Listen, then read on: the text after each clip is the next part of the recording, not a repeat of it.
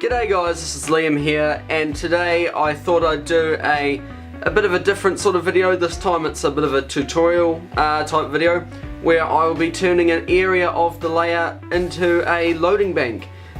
So that should be a bit of a, yeah, so quite different from most of my videos, whether either layout updates or reviews. So let's see how this goes, and without further ado, we'll crack on.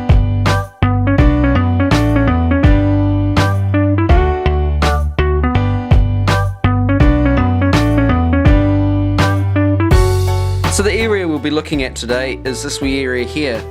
Now as you can see, this was originally going to be a hill. However, me and Matthew made the decision that it would be a good idea to turn this area here into another siding, rather than just having the loop end and go onto there. So we decided in the end that this is going to be a siding, so this hill's been cut away at.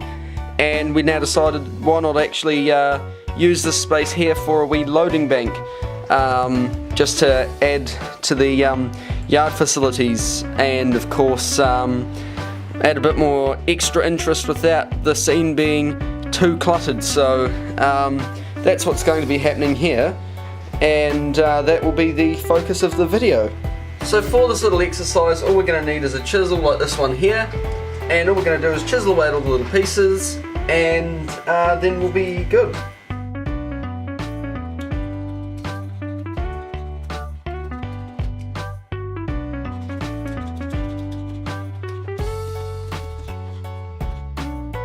So that's the whole area done now, and so now I'm just going to go over and just smooth it all off, and then we'll be ready for the next step.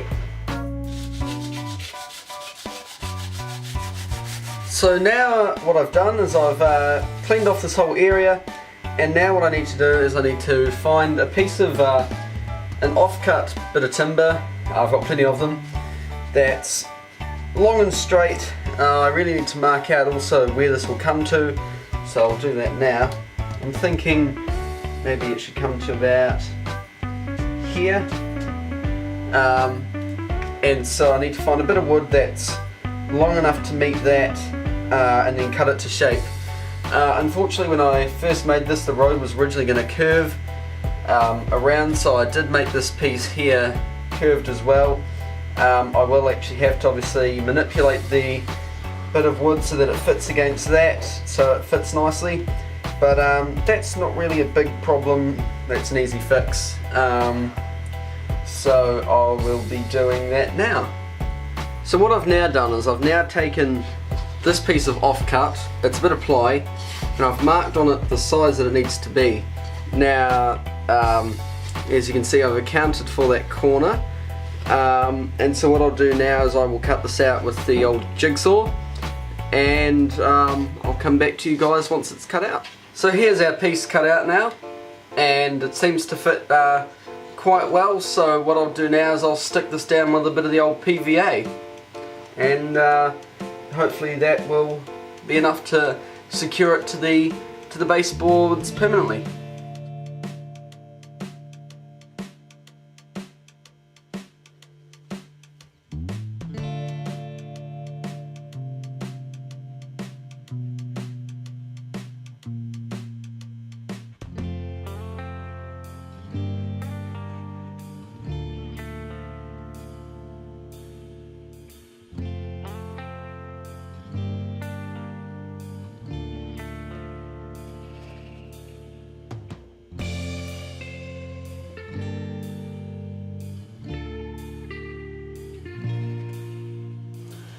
So now while that glue is drying, what I'll do is I'm just going to take some polyfiller, it's just this stuff here, and what I'm going to do is I'm just going to fill in all the gap between the road and the timber. So another thing is when you're doing stuff like this with surfaces that are going to be covered, because this will have fine ballast over the top, you can afford to make a few mistakes when you've got something like polyfiller to help you along. So that's always quite good. I would say that polyfiller is an almost must have for a lot of modelers. can use it for a wide number of things. You can of course also use it for building textures, but it is great for gap filling as well. Of course, with gap filling being its actual main purpose as a product. So just fill that right in there. Just make sure it's all nice and smooth.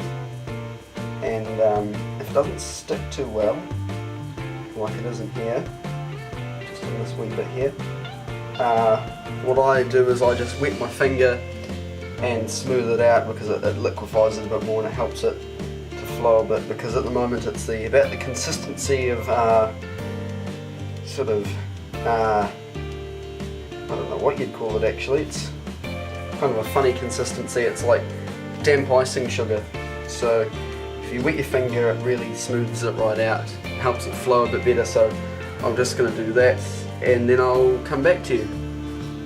Another one of the fantastic things about polyfiller as a product, of course, is also that it once it does dry, it can be really easily sanded, so don't be afraid to put too much on, because too much polyfiller is a very easy problem to sort out once it dries.